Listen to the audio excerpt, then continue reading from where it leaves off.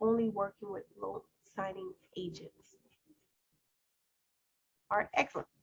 So now I know what the direction that y'all will like some of the answers. All right, so for those of you who are new, I'm going to go over the 5 critical documents.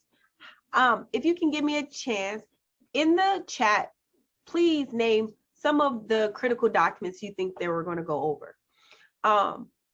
Do you think that, let's see, a power of attorney is a critical document? Do you think a AKA, a signature affidavit, is a critical document? Do you think that a occupancy is a critical document? Put the critical documents in the chat right now for me to make sure that you understand where we're going. So I say all of that to say, typically when I call a borrower, I make sure I follow up with a text message. So I have a simple text verbiage that I have in my phone, just in case that they're not able to answer my phone.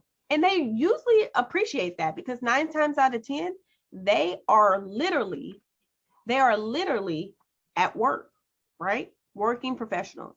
So I'll follow up with a message saying, hi, my name is Renee, and I am your loan signing agent. I am not a notary public, and I am a loan signing agent, and I am assigned to your case. And I just want to let you know that we are scheduled to be there at 6:30 p.m. on April the 1st, 2022. I just want to let you know that it may take about 45 minutes to an hour. So I would like for, the area to be signed at a table if that's something that you have to accommodate. We will sign in whatever color ink that is a part. Usually blue is, I would say, king. And if the confirmation says black, use otherwise. Certain states require a certain color, right? But the universal color, I would say blue, just in Miss Renee opinion, in my experience. And then lastly, I will make sure that I confirm the address. There has been a lot of times that I did not confirm the address. And I actually went to their office instead of their resident, or I went to their resident instead of the address, and there was some type of mix up. So one of the things is to make sure that you confirm the address before you get off that phone.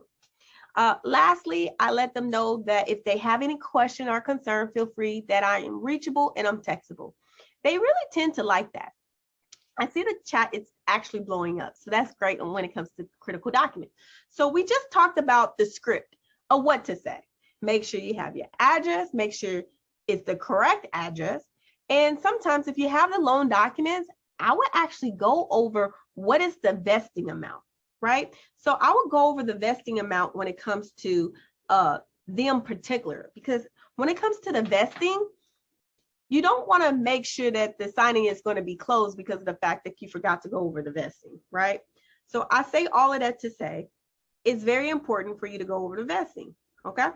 So let's make sure that we go over the vesting if we have the documents in time, okay? Just in time. Some people may not actually have that. So I say all of that to say this is some of the things that you want to go over. So now that the chat is actually set for us, let's see what you have. We have the note, ding, that is correct. The AKA, I see that some people put the AKA. The AKA is called the signature affidavit. That is not considered a critical document in the thing. The settlement statement, the alter statement is, I would not call the critical document. Over that, I would call the CD as a critical document, okay? Let's keep going. We're able to see that. I kind of showed you that on my Calendly opt-in form, but definitely it's not something that you need right now. It's something that you may aspire to get eventually, okay? Business cards and brochures, I showed you how important it is for you to get business cards and brochures.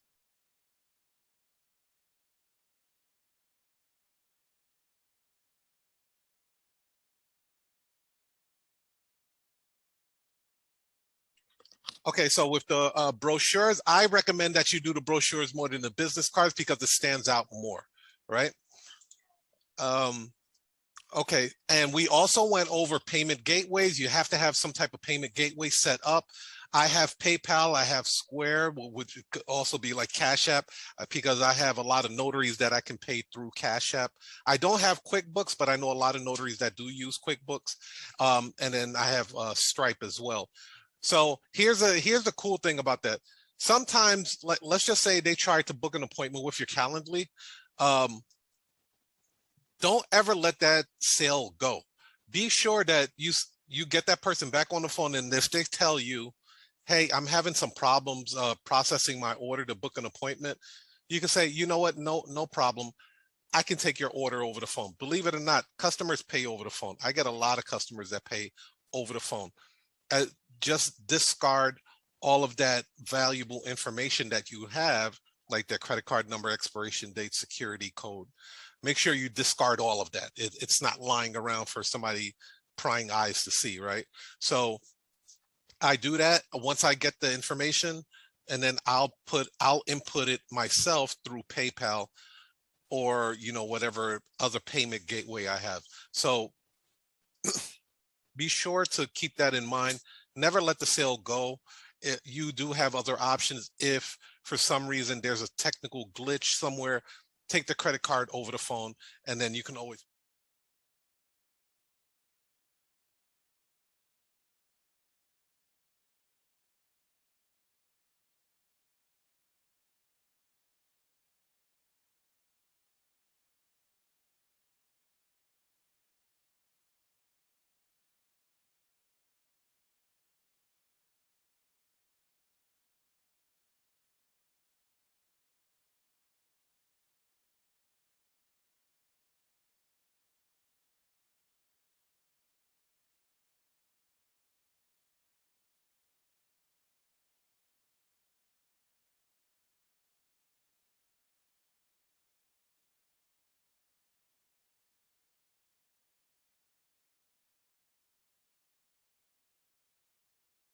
Out and spell it right.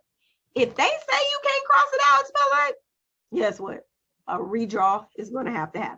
And now it's not guaranteed that you're going to get all the money that you was promised because you didn't conclude the signing. So certain steps to make you a great notary.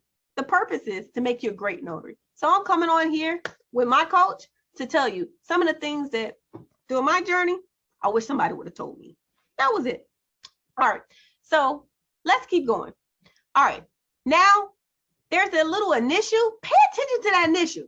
Because, baby, let me tell you, these initials were a demon to me. Okay? Yeah, I'm speaking spiritual. But it was a demon to me because I sometimes overlooked it, and I had to go back. And going back and not getting paid to go back is not good. So I wish that you better than me. Okay? And I'm coming up in here because I don't want you to miss some of the mistakes that I missed as a notary. Yeah, I was able to scale my business very, very fastly. When I was a notary, my first month, I made 2.5. My next month, I made 6,000. Why? Because I actually saw a girl that looked like me on YouTube and told me her first 30 days, she made 6,000. And I said, wow. She told me all the recipe, and I just scaled my business. And I'll share that YouTube video with you guys. And if you know me, you already know I already shared it with you. So that was some of the secrets that she told me, just like the secrets that I'm telling you. And then my third month, I made 6,000. My fourth month, I made 7,000. My fifth month, I made 8,000, almost 9. And then I said, I need a coach. I said, there's too many orders out here. And I'm not getting all of them. So I scaled my business to a signing service. And I got my coaching from Mr. Toledo. When I did that, he was able to show me how to scale my business and still work in the company until I was actually ready to actually launch to the public, right? So I brought one person in, and I would call it a little bitty signing service, right? At the time, right? I brought some people in that I coached to kind of take orders.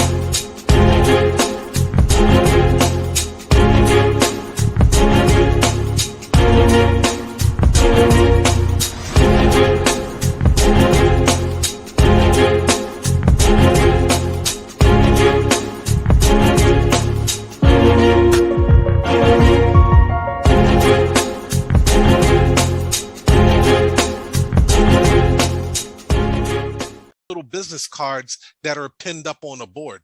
Somebody's going to go pull your phone number off your brochure first because it's bigger, it's larger, and it pushes everybody else to the side.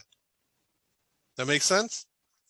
So that is valuable right there. Assistant living, same thing applies. Hospice, same thing applies. Hospitals, again, you'll have the security guard at the front, or you'll have the receptionist up front, and then you may have to talk to a social worker to do that. Now, the trick is with nursing homes, hospitals, hospice, assisted living facilities like that, they do not have a notary on staff. The reason is they don't want to be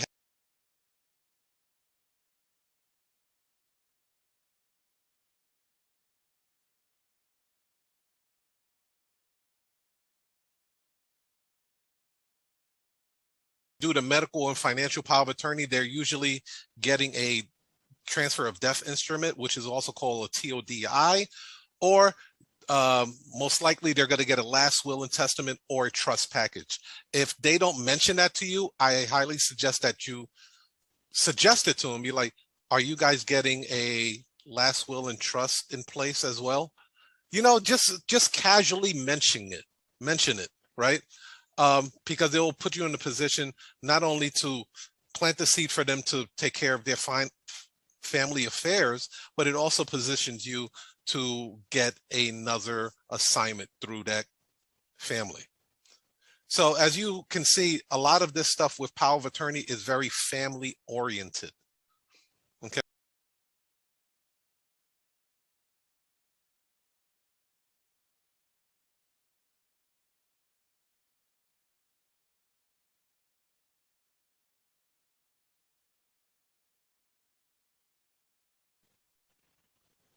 And this is what they see.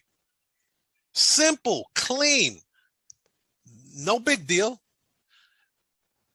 Hey, you want to save money on your next traveling notary service? Go ahead and get this free coupon that we have.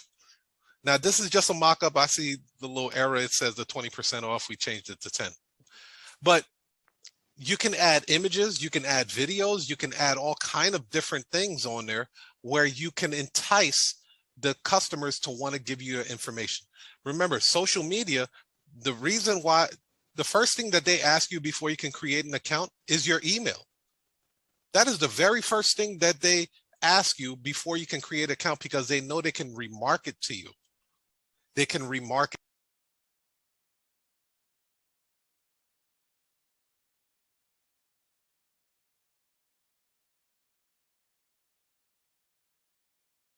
Gem. It is a gem. And I didn't realize so many people would want to sign up for just to say $10. They're like, man, maybe I should have increased the amount of money that they're saving. No, $10 is working perfectly. So yeah, this is the email that they get. And then what they'll do is a lot of times they'll just call the number on here, or I reach out to them and call me like, hey, we just got your online inquiry. How can I help you today? And then I go into the call script. And then when I get down to the price, I'll let them know that, hey, you also get that $10 coupon code off. So I'm going to apply your coupon code USNA1137.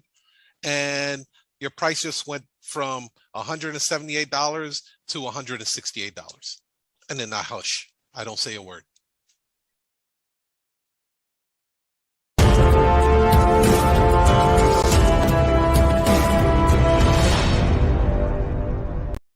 But I believe from the research that I've been doing, a voucher is going to be really, really powerful, more than the coupon code, because people like vouchers, people like credit, right? Things to get credited to their account. So I created with my notary agency logo right here. It's going to say like $30 off. Of course, I can always mark my prices up and then drop it down. That's why you always want to have high prices. If your price is too low, you can't offer discounts. And then if you can't offer a discount, your customers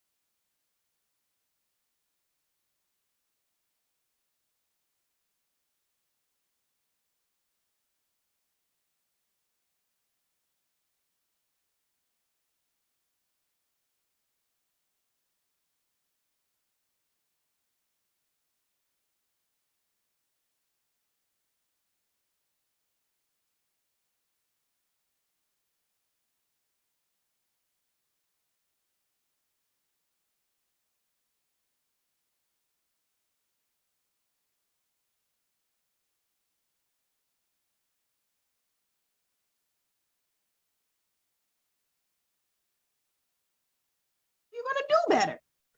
Excellent. So you don't have to worry about that. All right, let's keep going. We have one of the fourth critical documents. Go ahead and put 4 in the chat, okay? 4 in the chat, 4 in the chat. All right, I see a lot of 4s going. All right, now it's called the deed of trust. Deed of trust. This is one of the important ones. And I'll give you a notary hack. Says no one ever pay attention to the second page. The second page is very important, okay? And so as section B. Section B is so important when it comes to the deed of trust, okay? Why is it a deed and why is it a mortgage? Well, what I was told by Carol Ray, and she was one of the best in the industry, okay, when it comes to teaching loan documents, okay? What Carol Ray told to me was that 1, 2, 3, 4, 5, 6, 7. So what Carol Ray said to me was that the difference between the mortgage deed and the deed of trust is all about who is listed as number D, where the property is and what the rules are when it comes to foreclosure.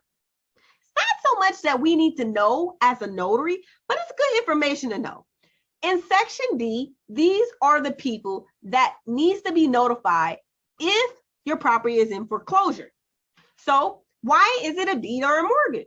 Well, in counties in Florida, it's a different type of rule. So they plan a different type of game, okay? So in Florida properties, you're going to see deed because they have to notify the sheriff in order for foreclosure to happen. They can't just notify the trustees of the actual mortgage. So they have to go one more step. So when they notify the sheriff for foreclosure, the sheriff has to be involved. They just can't foreclosure on the house, right? So that's one of the real reasons why it says mortgage versus says deed of trust. Hope that was a notary hack. If you think that that was great, put notary hack in the chat. Go ahead and put notary hack in the chat. I'm pretty sure a lot of notaries didn't know that. You just saw, oh, well, it says mortgage, but I don't really know why. So that's one of the important things that I hope that you got that. All right. So now let's focus on number B. B is the vesting. As a notary, just like the RTC is important, it's our job as a notary, at least Miss Renee would say, is that you go over section B. Section B is so important. Why? Because that can really make you only get a portion of your fee if you don't pay attention. So that's why I say, if you get the documents early, it's an extra thing for you to do, but it may be important for you to identify, does this name match the confirmation? Meaning, is the confirmation sheet that you receive is correct, and is the deed matching it? Let's do our proof mechanism. If not, drive 20 minutes away, drive 30 minutes away, drive an hour away, sit there and you're going to go over this. And if it's not part of your 5 critical documents that come to the front of the loan document, sit there and, realize that the deed, her name is misspelled or his name is misspelled.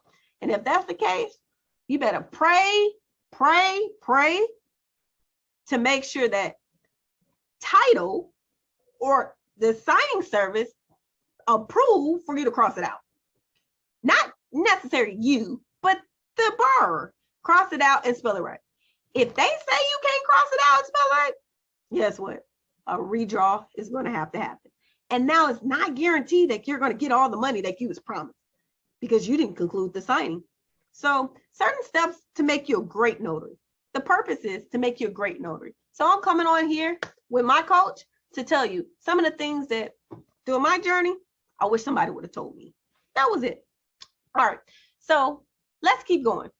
All right. Now there's a little initial. Pay attention to that initial. Because, baby, let me tell you, these initials were a demon to me. Okay? Yeah, I'm speaking spiritual. But it was a demon to me because I sometimes overlooked it, and I had to go back. And going back and not getting paid to go back is not good. So I wish that you better than me. Okay? And I'm coming up in here because I don't want you to miss some of the mistakes that I missed as a notary. Yeah, I was able to scale my business very, very fastly. When I was a notary, my first month, I made 2.5. My next month, I made 6,000. Why? Because I actually saw a girl that looked like me on YouTube and told me her first 30 days, she made 6,000. And I said, wow. She told me all the recipe and I just scaled my business. And I'll share that YouTube video with you guys. And if you know me, you already know I already shared it with you. So that was some of the secrets that she told me, just like the secrets that I'm telling you. And then my third month, I made 6,000. My fourth month, I made 7,000. My fifth month, I made 8,000, almost 9. And then I said, I need a coach. I said, there's too many orders out here. And I'm not getting all of them. So I scaled my business to a signing service. And I got my coaching from Mr. Toledo. When I did that, he was able to show me how to scale my business and still work in the company until I was actually ready to actually launch to the public, right? So I brought one person in, and I would call it a little bitty signing service, right? At the time, right? I brought some people in that I coached to kind of take orders from me that was locally, and then locally becomes regional, and regional becomes nationwide. Someone told me, hey, do you have signings in Alaska? I said, okay. And then I realized Alaska terrain is very hard. So I stay out of Alaska. So if you're ever thinking about being a signing service and you want to be nationwide, don't go to Alaska. Because that terrain, notary is telling me if you fly me up the mountain, what you mean? And I'm in the military too, so you would think I know terrain. But man, those maps was a little bit hard. But I do go to Hawaii. So with that being said, we do offer signings in Hawaii. But let's get back to this, okay? So we're on page 2, you guys, page 2. If y'all like what I'm saying, if you really like what I'm saying, please show me some love in the chat. Put some hearts in the chat, and show me some love, because that's how more excited I get and more hacks that I drop. If y'all dry, I won't put no hacks, no more hacks. So show me some love, okay? All right, excellent. So now, second hack. This right here, how many people pay attention to the second page? Or you just fly through the 14 pages of the deed of trust or the mortgage, and you really don't pay attention to the second page? Well, the second page is important, you guys, because it's going to tell you if you have any writers. If the second page checks something, that means it's important in the writers. Who taught me this? My mentor and Kara Ray.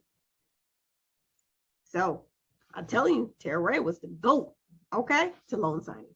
And guess what? Laura, she's Judge Judy when it comes to notarization. All right. So if you don't know who those two people is, I promise you, you should learn from the best. All right. All right. So now, if you have writers here, what that means is, guess what? That you're going to have the next form after the packet. So let me ask you, does anybody know what a plan development writer is?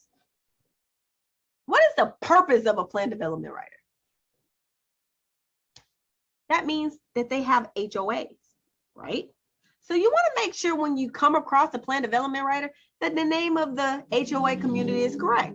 Little things like this can make you a great notary. This can make you go direct. This will make you say,